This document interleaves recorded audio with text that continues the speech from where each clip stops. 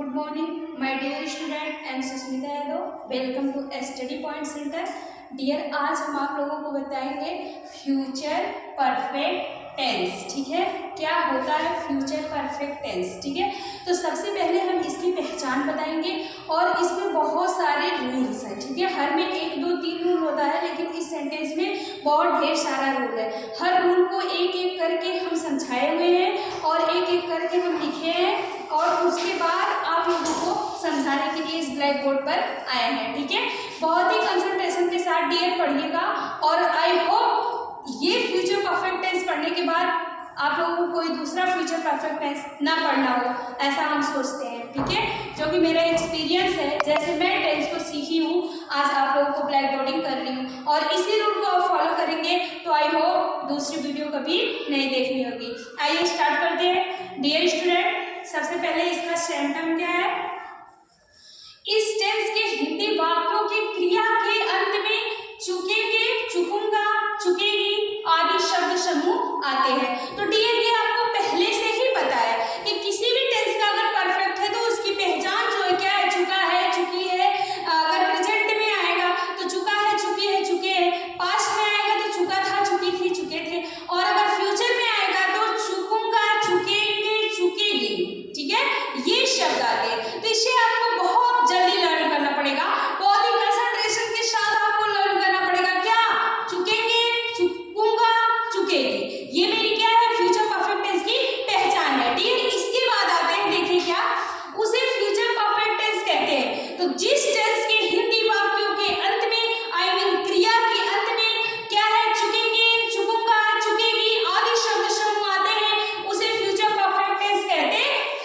अब dear, rule number 1 शुरू होता है। ये तो इसकी पहचान थी। ठीक है, और अब रूल नंबर 1 क्या है, इस टेंस में मेन वर्ब की थर्ड फॉर्म लगती है। तो डियर, आई होप आप लोगों को लर्न करने में, आप लोगों को पढ़ने में बहुत ही आसानी होगी, क्योंकि प्रेजेंट का टेंस परफेक्ट टेंस हो या पास्ट का परफेक्ट टेंस हो या फ्यूचर का परफेक्ट टेंस हो, तीनों की टेंसों में क्या है, मेन वर्ब की थर्ड फॉर्म लगती है।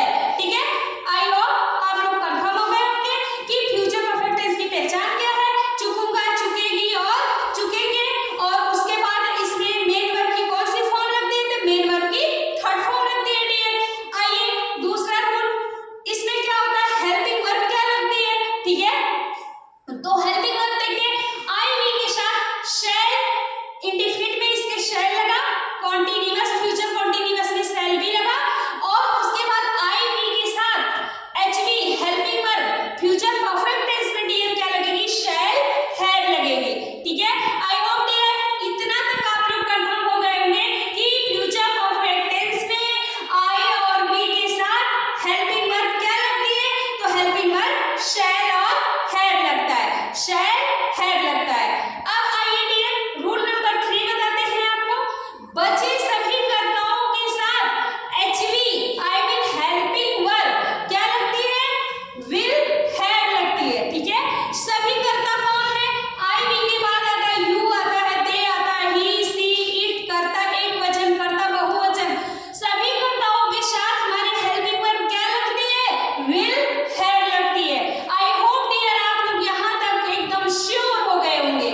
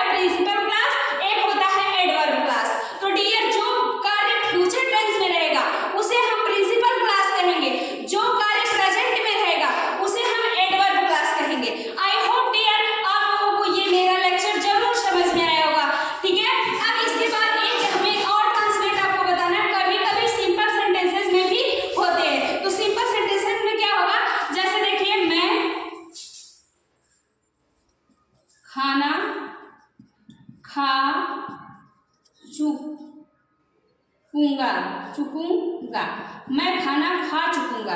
ये इसका ट्रांसलेट हो जाएगा आई शैल हैव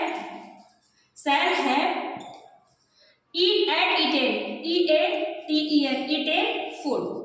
ये डियर इसी को कहते हैं, इसमें कोई क्लास नहीं होती है, सॉरी ये जो होता है इसको कभी कभी सिंपल सेंटेंसेस में भी आ जाता है, ये कॉम्प्लेक्स सेंटेंस में नहीं होता। जब कॉम्प्लेक्स सेंटेंस में होगा डियर तो वो क्या हो जाएगा आपका, उसमें दो क्लास हो जाएंगे, एक प्रिंसिपल क्लास और एक एडवर्ब क्लास। और डियर एकदम पॉइंट भी नोटेड, ये फ्यूचर परफेक्ट टेंस में ट्रांसलेट करते समय जो कार्य पहले हुआ रहेगा वो फ्यूचर परफेक्ट टेंस में, और जो कार्य बाद में हुआ है वो प्रेजेंट के इंडेफिनिट में।